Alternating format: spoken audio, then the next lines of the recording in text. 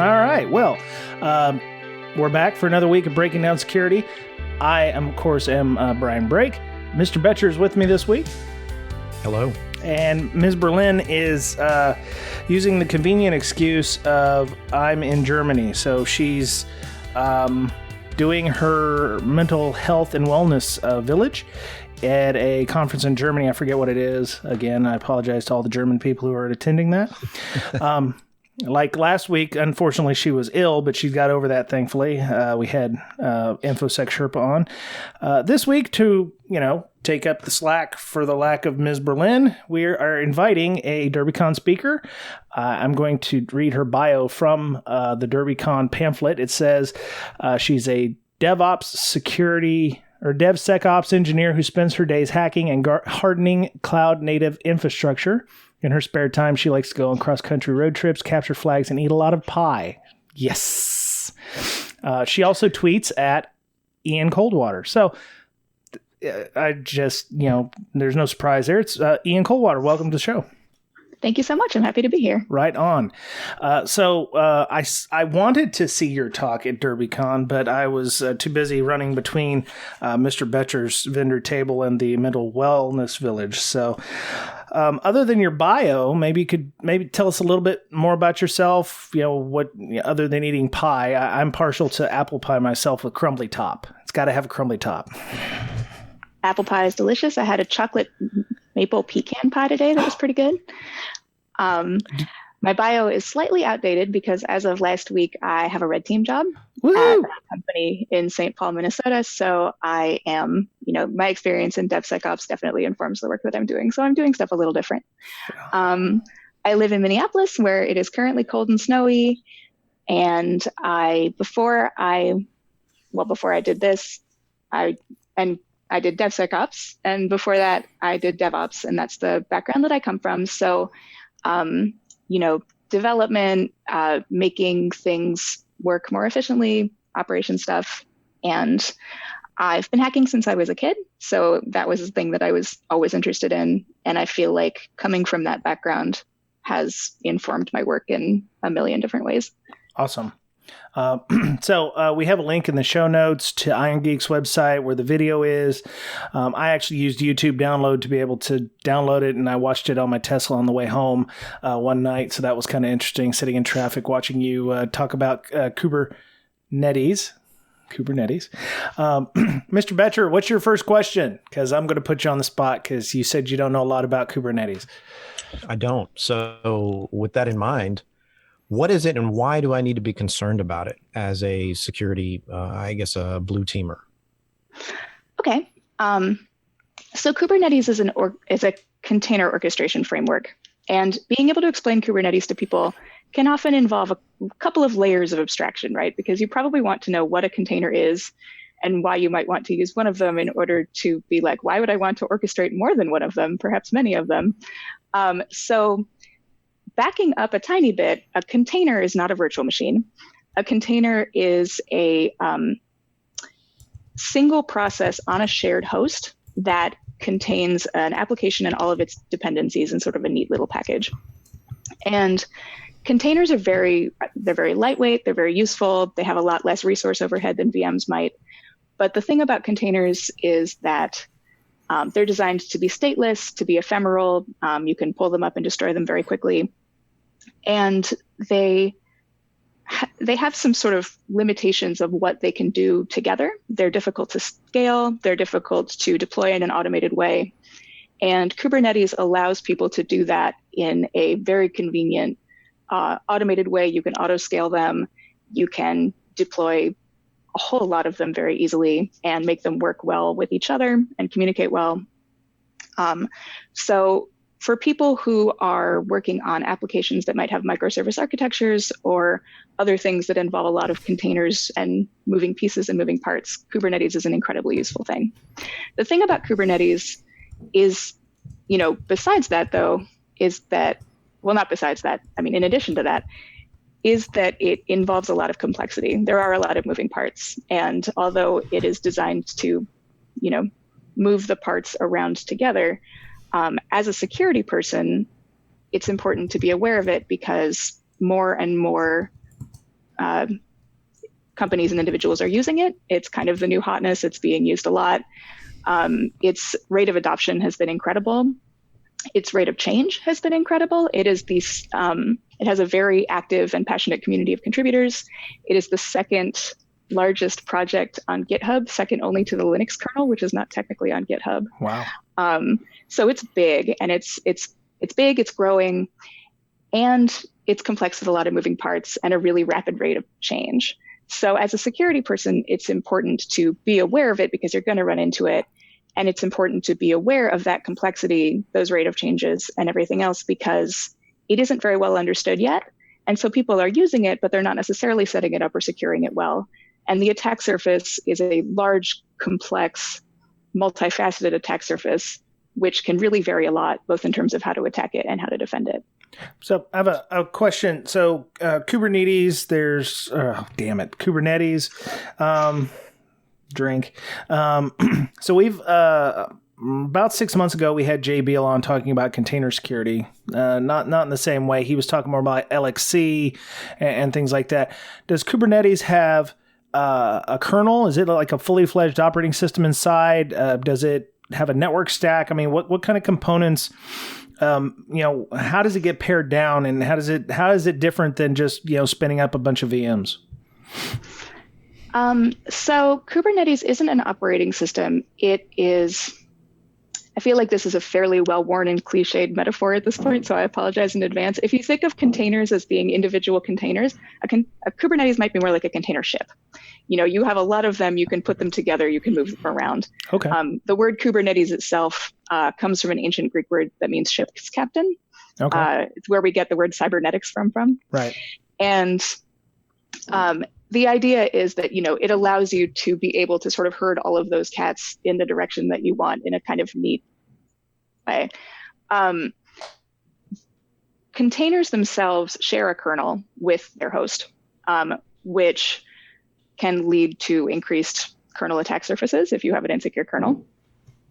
And it's not an OS so much as it's a framework to be able to move all of those around together. If you are deploying 1,000 VMs, each one of those VMs is going to have a different OS and different resources that you, A, have to have the resources for, and B, have to separately contend with. Right. You have a lot of those containers, you can just run them as separate processes on your larger host. Does that make any sense? Yeah. Kubernetes itself, it's API based. It's defined by YAML. Kubernetes does not natively do its own networking. If we're talking about networking, the networking is designed to be an overlay, and it's designed to be flat. So people have different solutions that they use for that. Okay. In and of itself, the way that the structure works is there's a master node, which contains the controllers and some other parts that schedule and control the worker nodes, of which that would contain your containers and your pods and expose the services. Okay. That might talk to each other. Yeah, my next question was, if it doesn't have a full-fledged OS in it, there must be something controlling it. So the master node is like what? Is it a Kubernetes? Is it a cube as well, or is it? Where does it run at with regards, and how does it run if it's not a full OS by itself? The closest analogy that I've come up with to be able to explain the master node is that it's the closest thing probably is the domain controller. Okay. In a context like that. The master node contains etcd, which is a key value database that historically has lived in plain text, although the newer versions don't anymore, with all of the things happening in the cluster. Kubernetes is cluster based. Mm-hmm. So your master node and your worker nodes will share a cluster with one another. Right. And so etcd is kind of the, contains all of the information. You have the API server, which communicates with both the worker nodes and the larger internet. You have a kind of controller scheduler that controls the way that things are being replicated and deployed. And oh my goodness. So for those of you who are following along, I'm actually looking at the Wikipedia article on Kubernetes, and there's an architecture diagram on there. I don't know how accurate that is.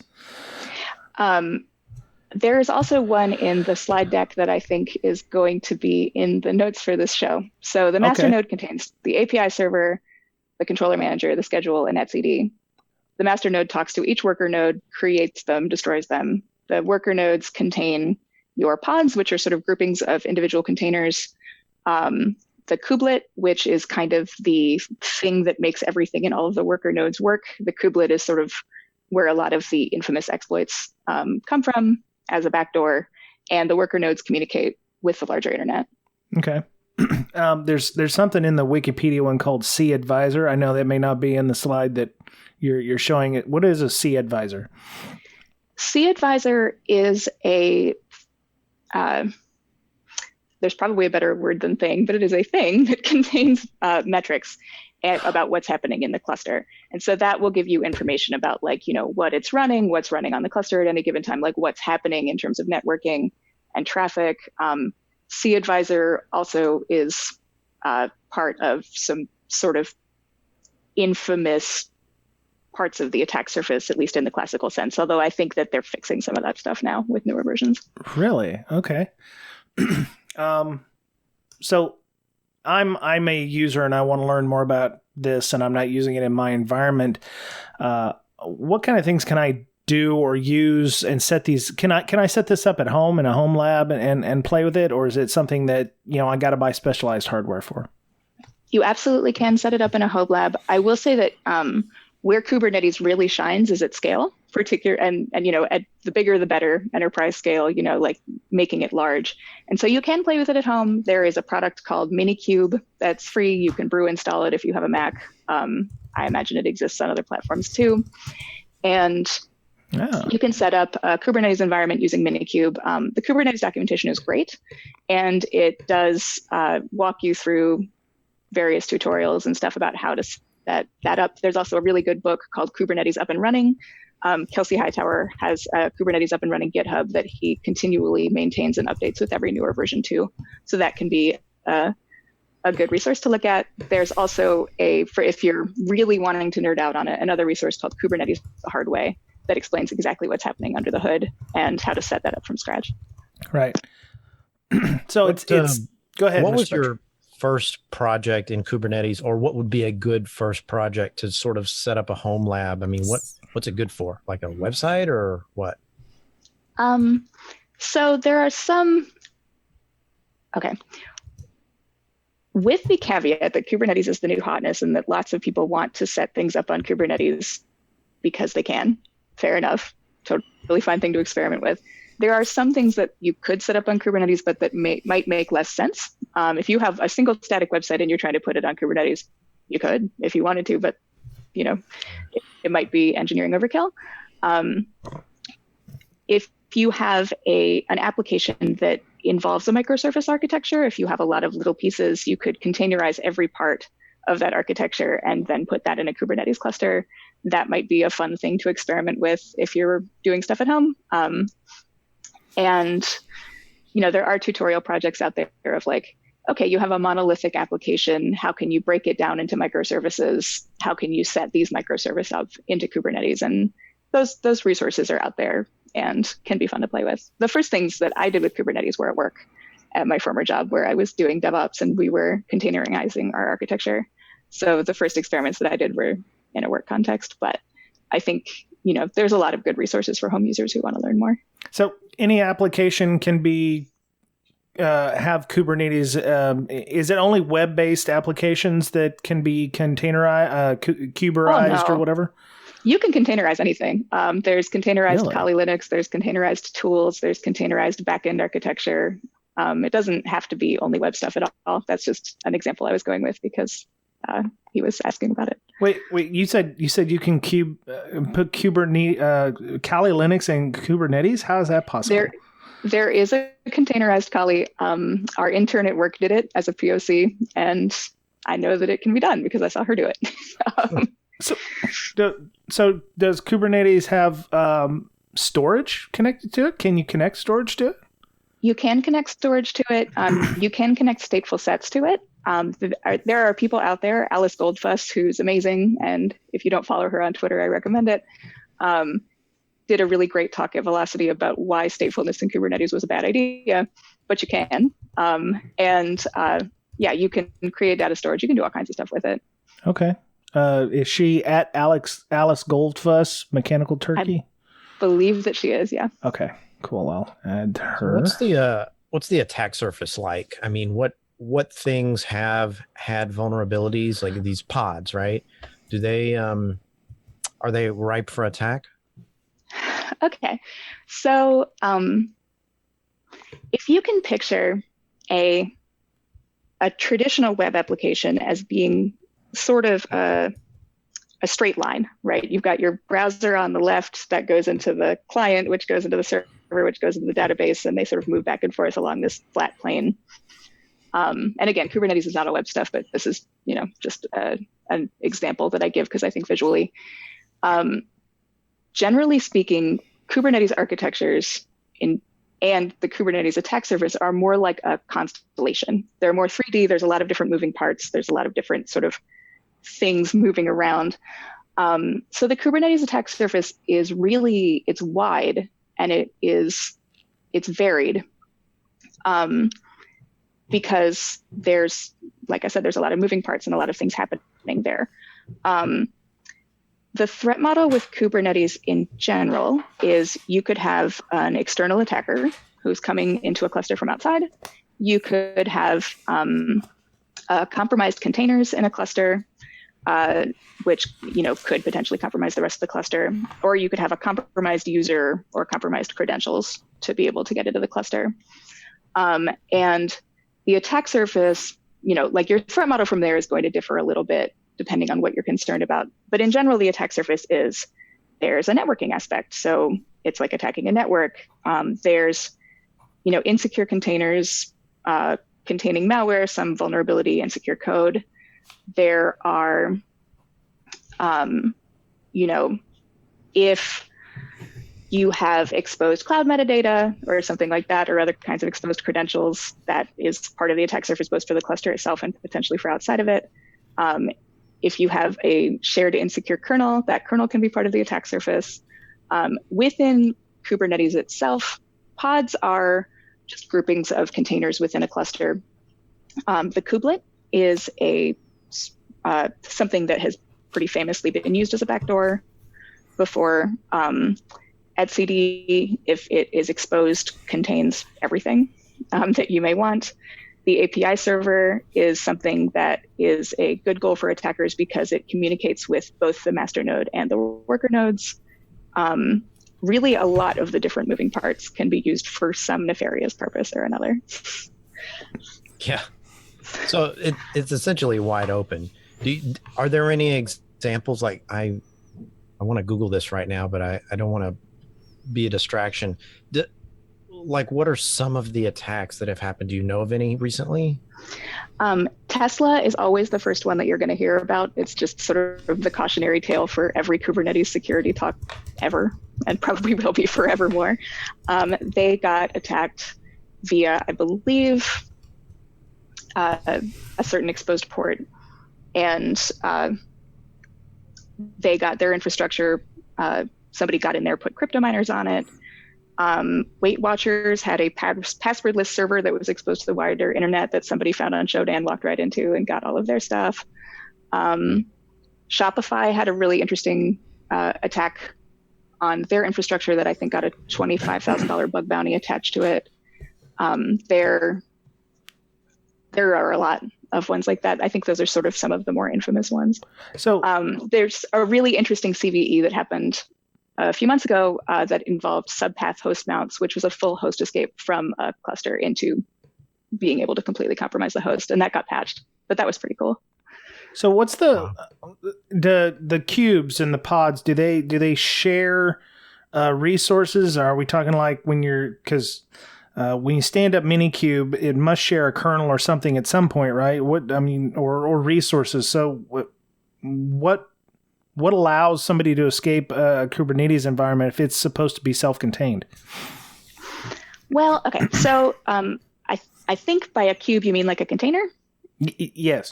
Yes. Okay. So a container is, like I said, one like an application and all of its resources, all of its dependencies, just sort of neatly packaged together into one lightweight, easily deployable unit. A pod in a Kubernetes context is, it could be one container, it could be several, but it's a logical grouping of containers that work together and can communicate with one another. And they have to be on the same host machine, right?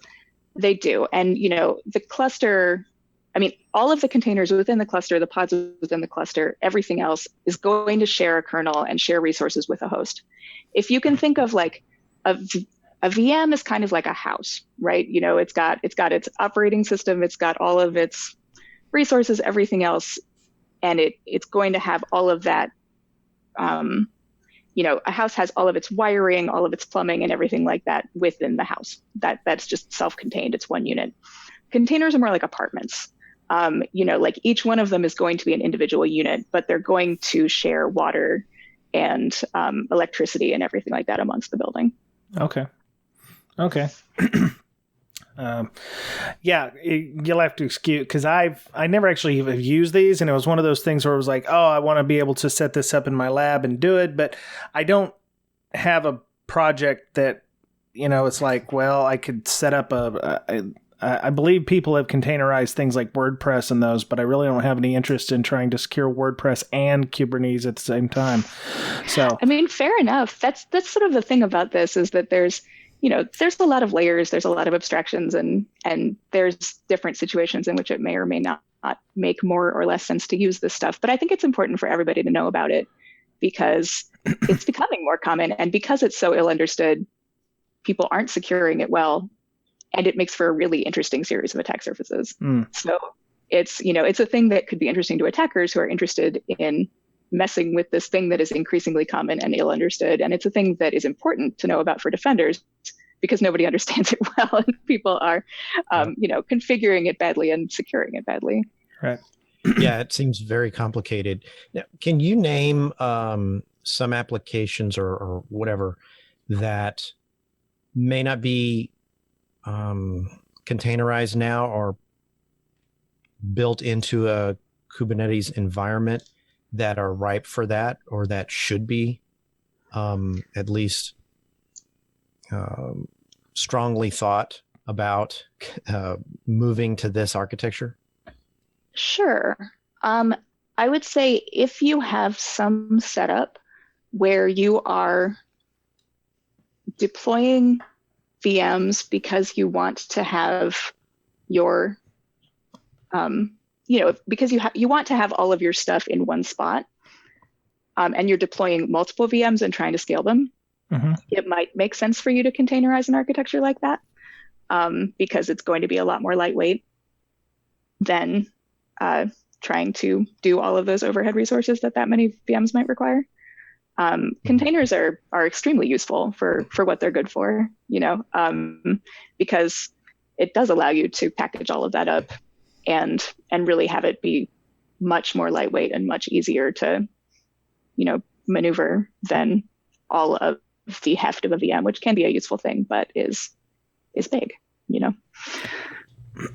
Okay, so in one of your slides at DerbyCon, you talked about various ports that are exposed in many cases, and you had a nice showdown, document to scare the hell out of people who don't set up their Kubernetes right. Why are there so many ports open for these things? Is it because you have to be able to interact with the API or endpoints or what have you? And what are some of the visible ports that maybe you can hide or are available to access on the Kubernetes system? Sure. I will say off the top that slide does not actually contain all of the ports that one might find on Shodan that are related to things related to Kubernetes architecture, because a lot of them are kind of network plugins or third-party services that you might want to use, such as Helmtiller or Weave or Calico or things like that people might use for different reasons. So that list is incomplete. A lot of them are open to the wider internet because, especially historically, Kubernetes was very wide open. The last several versions have really improved a lot in terms of securing and locking up the architecture, but there are older versions of Kubernetes that you can still find running in the wild. And so historically, this stuff, maybe it was just there by default and people didn't turn it off because they didn't know how to or didn't think about it. Because Kubernetes is so complex, a lot of the emphasis has been on Kubernetes up and running, like getting it working, figuring out how to make it work, but not necessarily on securing it, which is sort of a harder thing to do. So historically, things just have been just out there. Historically, they put security on after the fact. Right, which is often the case with a lot of things, unfortunately. Right. Okay. So some of the externally visible ports that you might find on, for example, Shodan related to Kubernetes, 102.50 is the most infamous one. It's the kublet. There is a GitHub out there called Kublet exploit that will be linked in the show notes. This historically has been a huge backdoor into the cluster because historically the kublet had just write access to everything. It was basically the admin for the cluster, and it was exposed to the internet. It was unauthenticated by default, and you could just go get that and then have access to the cluster to do whatever you want with. There's also 102.55, which is also a kubelet port, but is read-only rather than write. Historically, there was one called the Insecure API server, which just got deprecated in the last version or two of Kubernetes, but was exactly what it sounds like. It was access to the API server. There was no authentication involved. Again, that was basically root access into the cluster. cAdvisor, which is 4194, is something that an attacker could use to enumerate different things happening in the cluster because it's kind of a metrics thing. And 2379 is etcd. etcd isn't plain text by default anymore, but you still can find older versions on Shodan that are. Not all etcd that you can find on Shodan is Kubernetes specific, but certainly there is, if it's a kubelet, it's related to Kubernetes. So etcd, you said, is basically the keys to the kingdom. It's just a key value pair that does configuration for configuration purposes. What is that? It's sort of the thing that is recording, all of the configs, all of the stuff that's contained within the cluster. So if you have cloud metadata, if you have something like a database, if you have, anything that's stored in there is going to be stored in etcd because etcd is the storage space, I guess. Right. So, and it's just letting, it's just what's happening in there. So it's kind of the brains of the operation. Okay. So that would be the equivalent of like a CMDB or asset management. It will tell you everything that's running in the environment?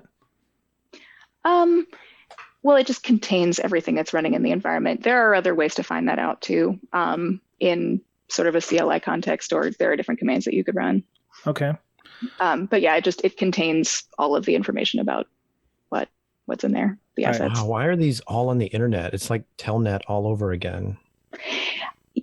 I've had this conversation a lot, and to be honest, I think that when I talk to older school sysadmins or people who have been around a long time, and they're like, we as LampStack developers in 2003 knew that you should not be exposing this stuff to the wider internet. Right. What the hell? Have we just forgotten everything? And I have no way to prove this, but I kind of think that there's a sort of, I wouldn't say animosity, but I think that there are some old school sysadmins who have feelings about DevOps and the ways that it's affected their line of work. And I think that their DevOps tends to be, maybe a little more populated by the numbers by people who are maybe a little bit newer and a little bit more excitable. And the graybeards, I don't think, are passing on their accumulated knowledge, because I think that they have feelings about DevOps, and DevOps don't know to ask for that accumulated knowledge because they maybe just don't know that it's there. And so I think that there's some wheel reinventing and rediscovering old mistakes and passing on institutional knowledge, and people being able to communicate more with one another, I think would be a really important thing to happen.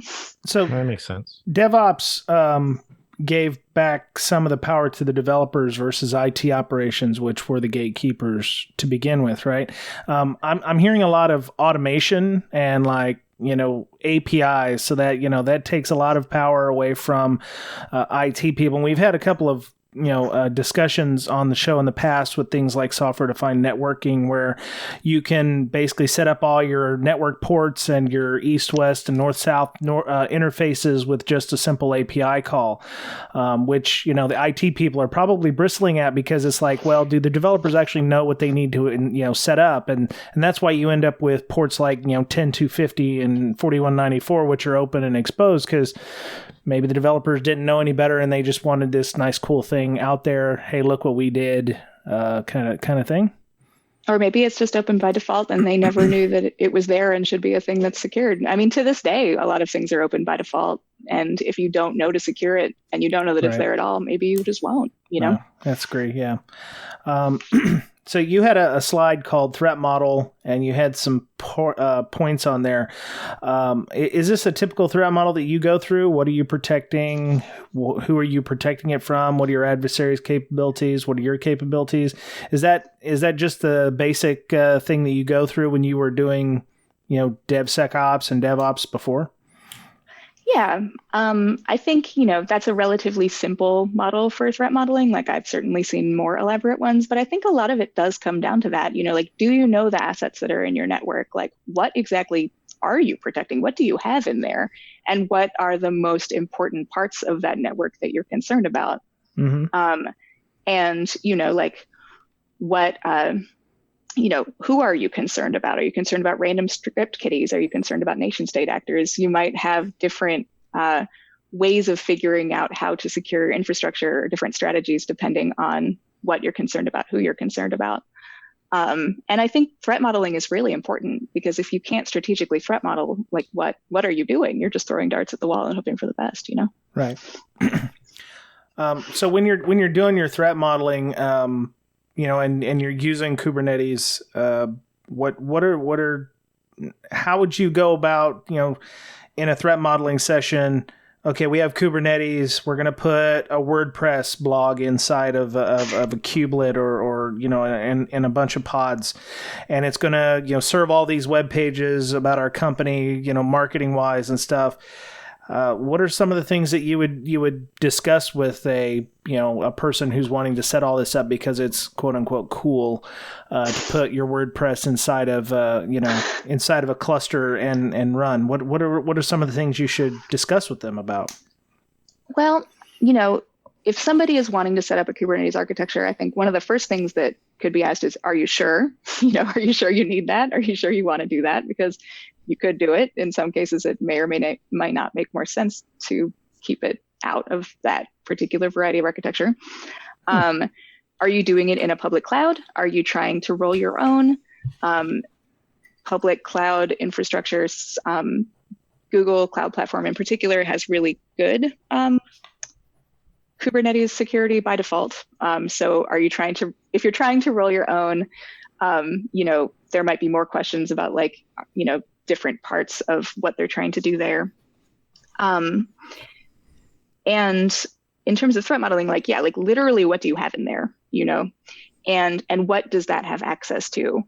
Does it have access to, if you're in a public cloud, where you're keeping your cloud metadata? Because public cloud accounts are often very interesting for attackers, particularly who are wanting to use compute resources for things like coin miners. How are you exposing it? Are you exposing it to the wider internet? What are you exposing within the cluster as well as outside of it? But yeah, in terms of threat modeling, the first question is are you sure? What do you have in there? What do you want to protect? What are you concerned about? And are you more concerned about external attackers who are just randomly showing up there? Are you more concerned about targeted attackers? What are you trying to do in there?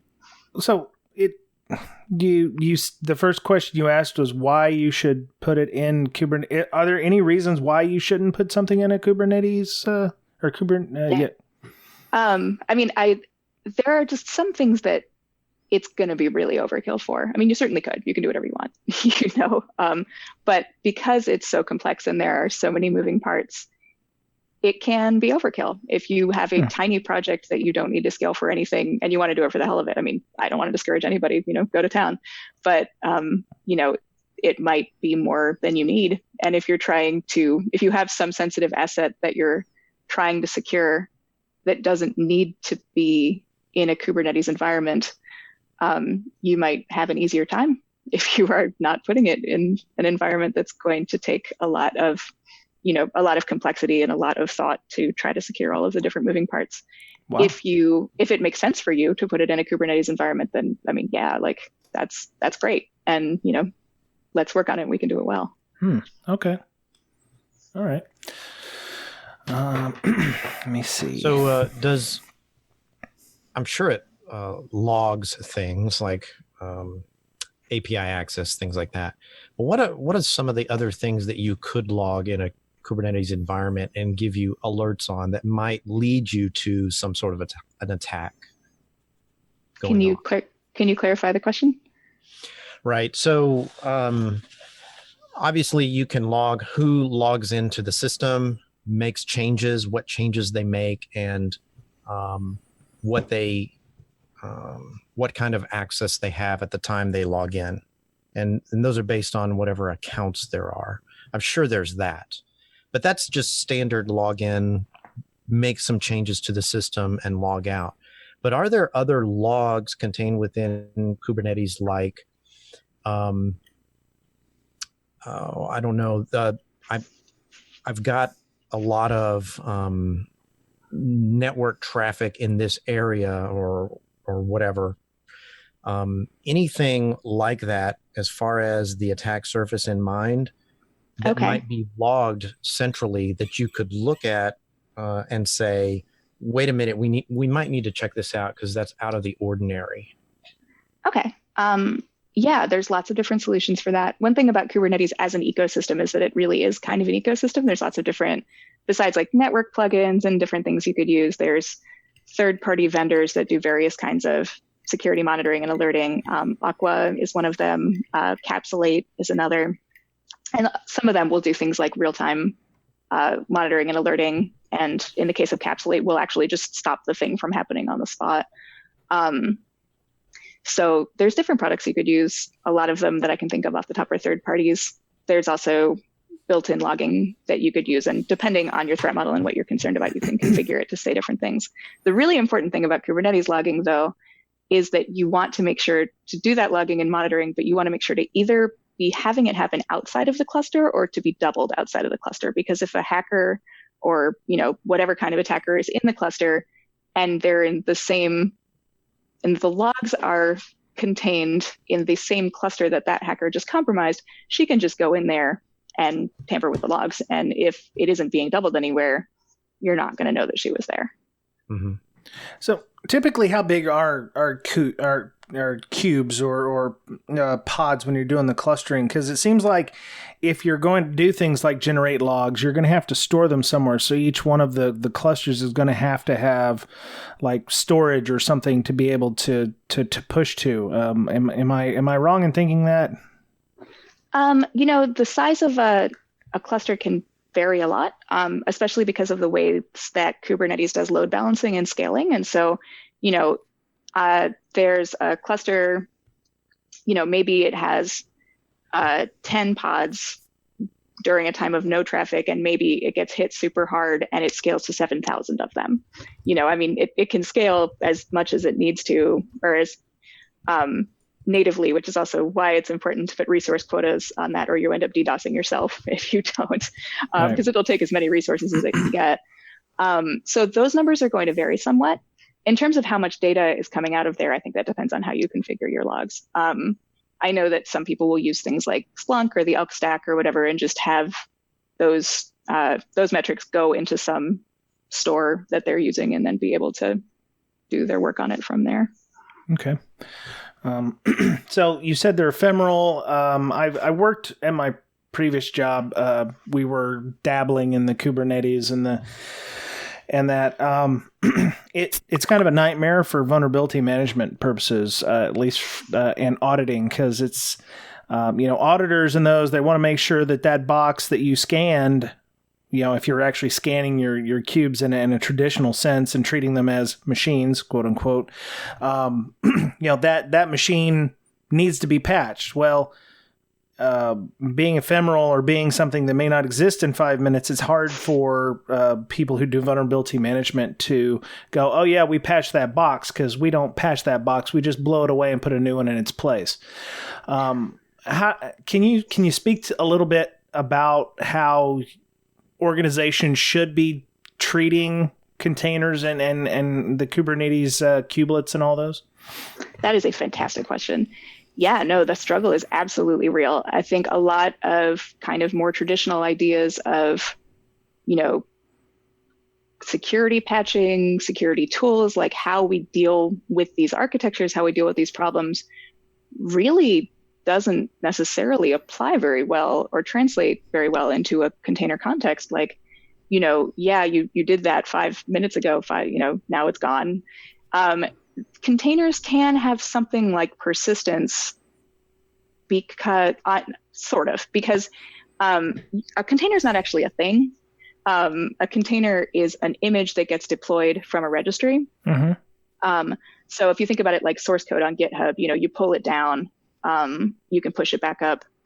And so if you patch that thing, push it back up to the registry, then the next time that is deployed, it will get deployed with that patch. The flip side of that is that a lot of installs have that write access turned on by default for everybody. And so your attacker who was hanging out in there messing with the logs or whatever, if write access is turned on, she can put a reverse shell on that container, deploy it back up to the registry, and then it's just going to be zombie shell, right? It's just going to keep coming back up every time you destroy it and put it back. Right.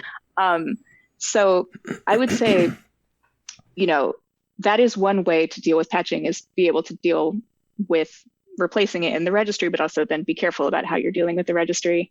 But in general, I'm going to say that I think we need to start coming up with different ways of thinking about these kinds of architectures and about how security tools and security mindsets can apply to these architectures, because it is not ideal in terms of being able to secure things for people to be applying these old paradigms to them and have them not work out well. We want them to work out well. We want to make them secure, right? And so being able to figure out new paradigms and new ways of thinking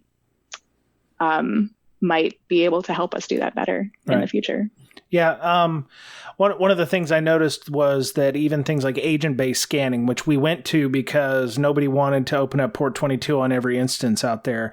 Fair enough. Putting an agent even on a cube, takes cycles that, the cube would normally be using for processing, which is, depending on which one of the major three AV scanners or vulnerability scanners out there have. Can be quite a bit of a performance hit if they're running against that. And some of them don't even understand what a cube is in this case, or a container. They're like, well, we don't see a kernel. Where the hell is your kernel? Or, you end up running through a lot of false positives or false negatives in many cases, which can cause a lot of problems until you've learned how to fine tune them. So if I've got a whole bunch of Kubernetes installation, if I've got several thousand kubelets out there and several thousand pods and all that, how do I is it possible to scan that, or should you only be scanning a particular item in the environment to get the most bang for the buck?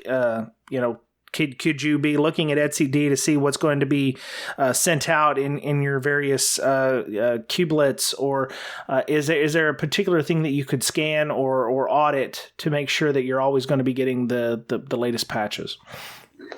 Okay, so is it possible? Yes.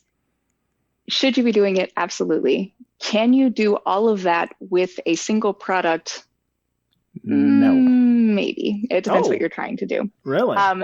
Well, because there's different parts, right? So are you scanning your network? Are you trying to figure out what kind of traffic is happening over there? Are you scanning the individual containers to do static or dynamic code analysis to make sure that they're patched properly? Are you scanning the dependencies within those containers? There are third-party vendors that do Kubernetes security and different kinds of scanning and monitoring that are great. I shouted out Aqua, Capsulate before. I'm going to shout them out again. Right. I don't work for either of them because I think that products like that can, do a pretty good job of being able to take those various desires and put them in one spot that an administrator of those clusters could be able to deal with in a less overwhelming way. If you're rolling your own on absolutely everything and not using a public cloud, which again, GCP has some pretty good things built into GKE for being able to monitor that stuff. But if you're really just doing it yourself, you might want a product for dealing with the networking. You might want a product for static code analysis. There's one called Claire by CoreOS that's pretty good for that. You might just want different parts to relate to all those bits. And it can be done, but it might be a little complicated. Is that so? Those things, unlike CoreOS, let's say, I take this Aqua to my CISO and I say, hey, we need this, and what do you know any kind of pricing model or information about how expensive or non-expensive those are? Those are going to depend pretty seriously, I think, in a lot of cases on the size of your cluster. And, okay. They might have a different pricing model for, if you have a cluster that consists of one pod with one container in it versus if you have some gigantic enterprise scale cluster that's running, GitHub has a Kubernetes backend architecture, like those can get very, very, very big. And those I suspect, I don't work for either of them and don't actually know their pricing off the top, but I suspect that they probably vary based on what they're dealing with. I'm expecting to get emails asking somebody from their company to come on the show eventually because they're going to listen to this and find out. So I can holler at them if you like. Great people. No, I'm good. No. All right. We're okay. I already get enough of those emails. So it sounds like you would scan, say, the master. I don't know, like say you have 1,000 instances of one container. You would scan that master container before you deploy it, you say, into the registry, and that gets further copied downstream. And then potentially you'd have an agent on each one to make sure nothing is nefarious is inserted into each container, right? Does that sound like that sounds about right? Yeah. You want to scan the images themselves, make sure that nothing crazy is happening there. You want to, keep an agent on it, keep something running to keep an eye on what is happening on it in real time. And then, maybe alert you or log and monitor, hopefully not within the cluster itself. And that was the end of part 1 with Ian Coldwater. Part 2 of our discussion with her will be back in a couple of weeks. You can find Ian Coldwater on Twitter at Ian Coldwater, IANCOLDWATER. You can also find the Brakesec podcast at InfoSister. Amanda Berlin, her Twitter is at InfoSister, INFOSYSTIR. Mr. Betcher, of course, is at BetcherPwned, BOETTCHERPWNED. The podcast's official Twitter is at Brakesec, BRAKESEC. And you can follow me at Brian Brake, BRYANBRAKE. If you found value in part 1 and subsequently part 2, which will be up in a couple of weeks, feel free to leave us something in our tip jar on our Patreon. We are listener supported and sponsor free currently. The Patreon pays for Zoom, website hosting, time to produce the show, that kind of thing. So if you're, even a dollar is, very much helpful in making all this happen. So please feel free to leave us something in the tip jar if you can. You can find Brakesec podcast on iTunes or Apple Podcasts. Please feel free to leave feedback if you get a positive experience out of this. We're on Google Play, iHeartRadio, TuneIn Radio app is also available. We're also on Spotify. So if you're looking and you use Spotify, we're also there. We also have a TeePub store. So if you want to get a t-shirt and show off your support of the podcast, you can follow the link in the show notes or go to brakesec.com/store and you can order a t-shirt from there. So we'll be back next week. It'll probably be a different podcast. We'll wait a couple of weeks for part 2 to kind of let people think about what was talked about this week. And that's it for this week on Breaking Down Security. Have a great week. Take care of yourself, because you're the only you have. And we'll talk to you again soon.